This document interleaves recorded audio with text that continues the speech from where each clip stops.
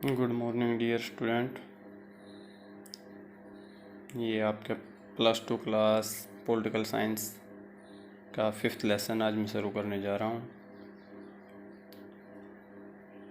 जिसका नाम कांग्रेस प्रणाली, चुनौतियाँ और पुनर्स्थापना है। इस पूरे ही लेसन में कांग्रेस पार्टी के बारे में बताया गया है।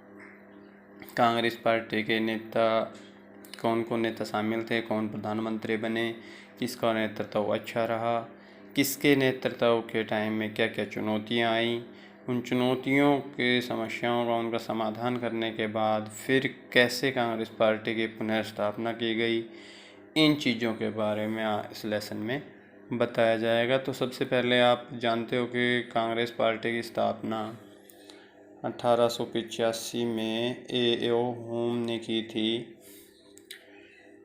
और तब से आज़ादी में भी इन्होंने महत्वपूर्ण भूमिका निभाई।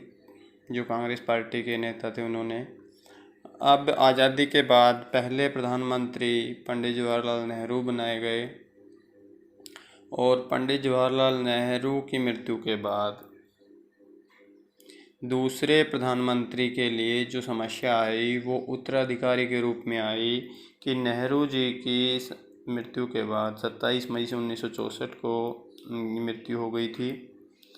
उसके बाद देश के सामने समस्या आई कि भाई इसका अब दोबारा देश का प्रधानमंत्री, अगला प्रधानमंत्री कौन बनाया जाएगा।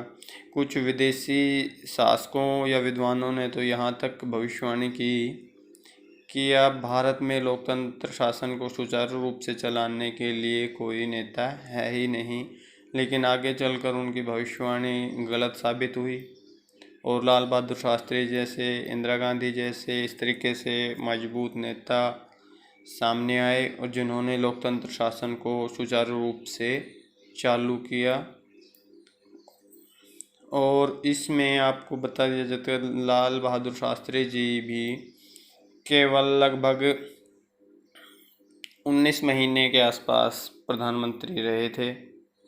लेकिन जो 19 महीने का लगभग प्रधानमंत्री रहे, उन छोटे से कार्यकाल के दौरान इन्होंने प्रधानमंत्री के पद की गरिमा को काफ़ी बढ़ाया, कई ऐसे अहम फैसले लिए और कठिन दौर में लगभग ये रहे। लगभग 1964 में इनकी नेहरू जी की मृत्यु हुई 27 मई 1964 को।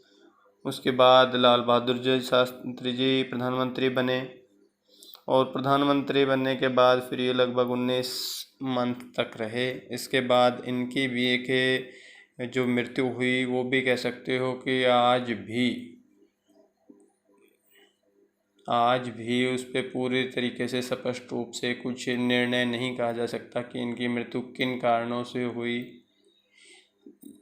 उस टाइम लगभग 1966 में इनकी मृत्यु हुई थी और इनकी मृत्यु से पहले ताशकंद समझौता हुआ था 1966 में ही भारत और पाकिस्तान के बीच। उस टाइम कई सांप्रदायिक विवाद भी बढ़ने की कोशिश की गई। मुसलमानों से संबंधित उनकी मस्जिद से बाल गायब हुआ।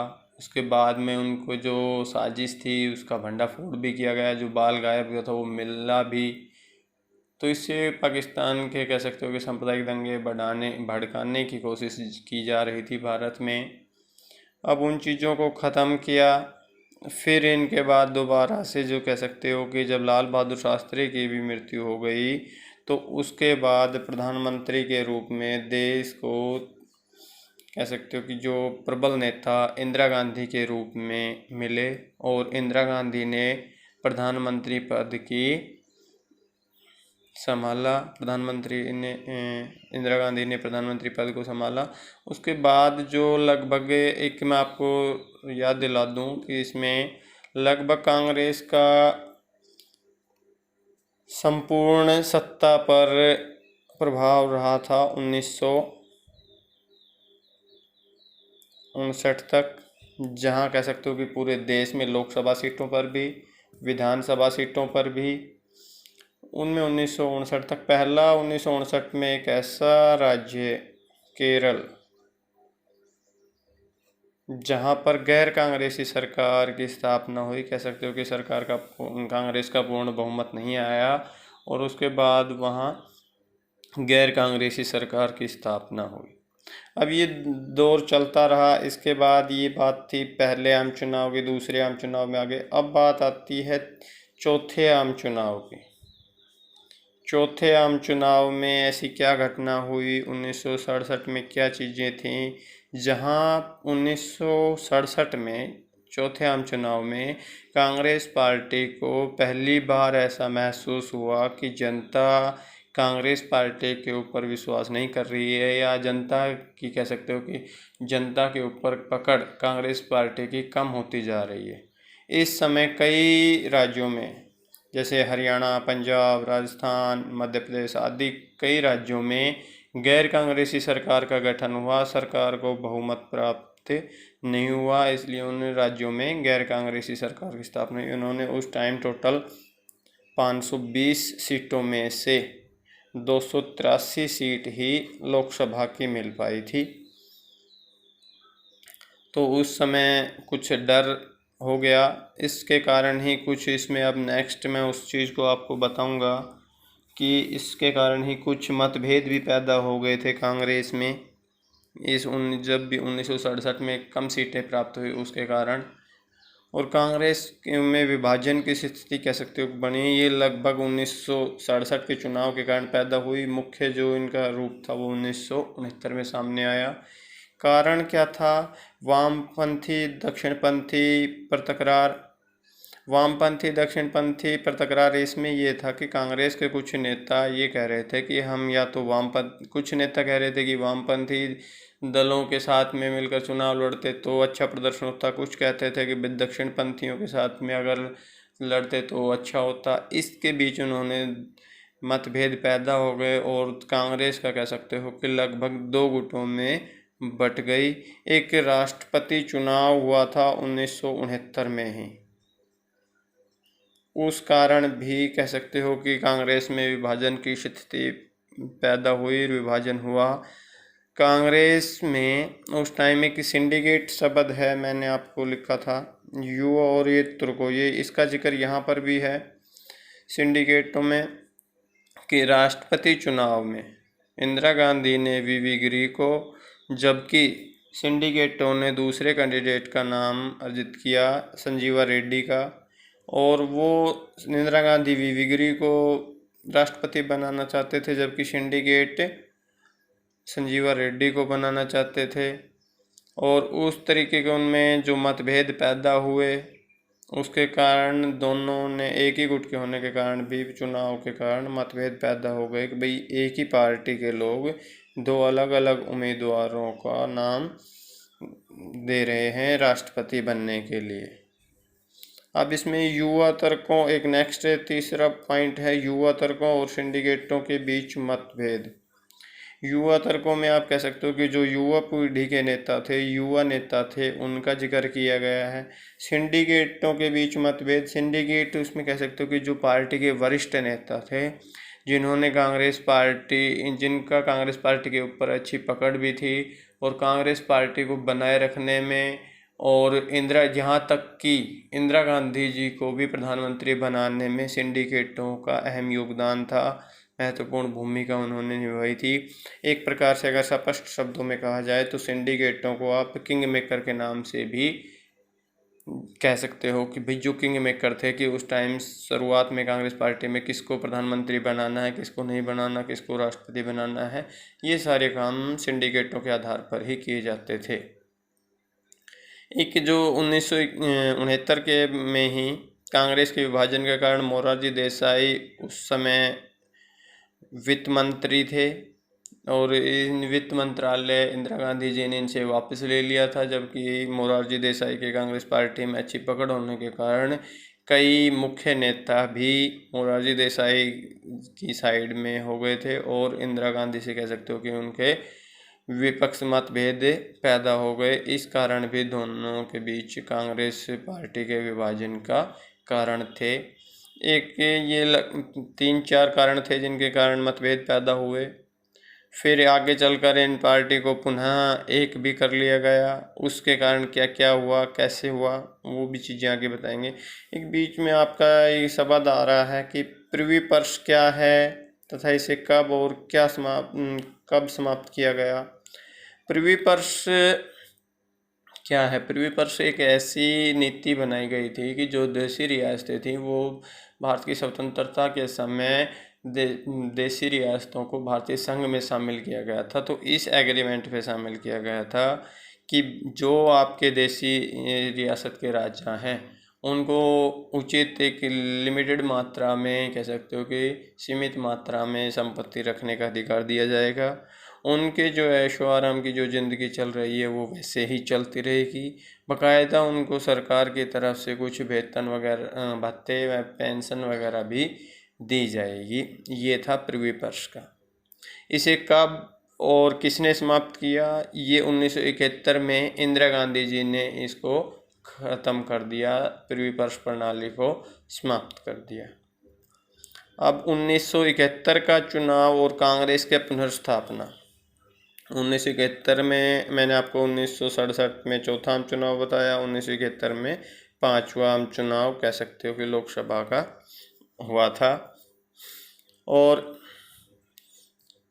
कांग्रेस की पुनर्स्थापना जो मैंने 1967 में और 1969 के कुछ कारण जो आपके बताए, चुनाव में कांग्रेस को पूर्ण बहुमत प्राप्त नहीं हुआ था, कांग्रेस पार्टी लड़खड़ा गई थी, उसमें आपसी उनमें मतभेद पैदा हो गए थे, उनके कारण जो बताया। तो उस टाइम 1971 में दोबारा से पार्टी को एकजुट कर लिया गया और फिर दोबारा से कह सकते हो कि एक अच्छा बहुमत पार्टी ने प्राप्त किया, जिसमें से पार्टी को 1971 के चुनाव में 353 सीटें लोकसभा की प्राप्त हुई थी। तो पूर्ण बहुमत मिल चुका था। इसमें कारण क्या क्या थे? पहले एक प्रभावशाली नेतृत्व की इस पांचवें चुनाव, लोकसभा चुनाव का, 1971 के चुनाव का नेतृत्व इंदिरा गांधी जी कर रही थी, जो कि एक बहुत ही अधिक प्रभावशाली तरीके से कर रही थी। लोगों से निजी संपर्क, कह सकते हो कि जो बने हुए थे और बनाने की कोशिश भी कर रही थी। सभी लोगों उसको एक मसीहा के रूप में मान रहे थे कि भाई अब जो गरीबों का अगर कुछ सुधार कर सकती है या उनकी ज़िंदगी में रोशनी ला सकती है तो ये देश के प्रधानमंत्री इंदिरा गांधी ही ला सकती है। इस तरीके से जो सामाजिक नीतियाँ थी वो भी लोगों के लिए क्या क्या कार्य किए जाएंगे, ये सारी चीज़ें प्रधानमंत्री इंदिरा गांधी जी ने ग्रामीण स्तर पर, कह सकते हो कि हर व्यक्ति के दरवाजे तक या हर व्यक्ति तक ये नीतियाँ पहुंचाई और इनको लागू करने का आश्वासन दिया गया कि अगर सरकार बनती है तो इस तरीके की नीतियाँ प्रत्येक समाज में, गांव में, शहर में, हर जगह लागू की जाएगी। नेक्स्ट तीसरा क्वेश्चन था कि गरीबी हटाओ का नारा। गरीबी हटाओ का नारा ये था कि इसमें इंदिरा गांधी जी ने, क्योंकि आप समझ सकते हो कि देश आज़ाद हुआ 1947 को, उसके बाद देश में गरीबी के ही हालत बने हुए थे और उन चीज़ों में उनके बीच अगर आप गरीबी हटाओ का नारा देते हो कि भाई गरीबी को हटाना है, तो जो एक आम जनता है वो गांव में अधिक रहती है और गांव में जो मिडिल फैमिली के, या कह सकते हो कि जो गरीब लोग रहते हैं, वो इस पार्टी का अधिक समर्थन किया और उस कारण भी इस कांग्रेस पार्टी को 1971 के चुनाव में पूर्ण बहुमत मिला। अब नेक्स्ट पॉइंट आ जाता है कि भाई 1960 का खतरनाक दशक। 1960 के दशक को खतरनाक दशक क्यों कहा जाता है? 1960 का दशक कब से कब माना जाता है?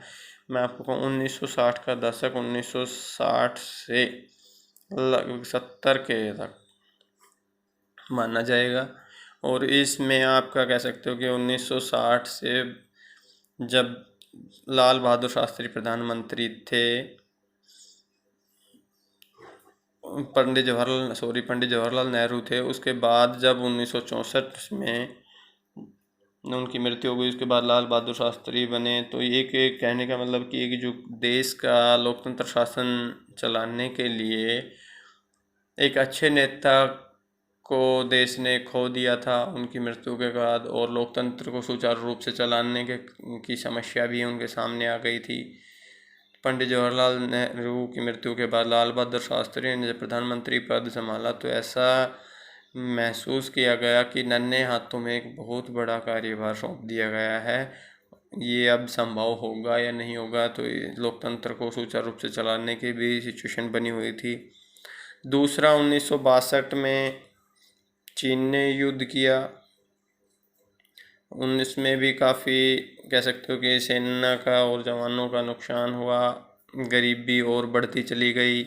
1965 में फिर पाकिस्तान ने युद्ध कर दिया।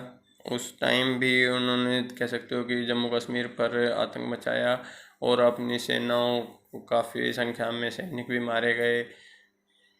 और इसी क्रम में 1964 के आसपास, 1964 और 65 में बारिश भी बहुत कम हुई, जिससे अकाल पड़ा, और अकाल पड़ने के कारण भूखमरी की स्थिति पैदा हो गई, जहां खाद्य सामान की कमी महसूस होने लगी। और इसी सिचुएशन में जब पाकिस्तान ने युद्ध किया था तो तभी अमेरिका ने कहा था कि या तो युद्ध की संधि की जाए, युद्ध विराम किया जाए, नहीं तो हम भारत से कहा गया था कि हम आपको अनाज नहीं देंगे। जबकि उस टाइम वो अनाज भी बिल्कुल लो क्वालिटी का देते थे, निम्न स्तर का अनाज भारत में भेजा जाता था, और उसको भी बंद करने की धमकी दी गई थी कि या तो पाकिस्तान के समझौता किया जाए, नहीं तो हम भारत को अनाज नहीं देंगे।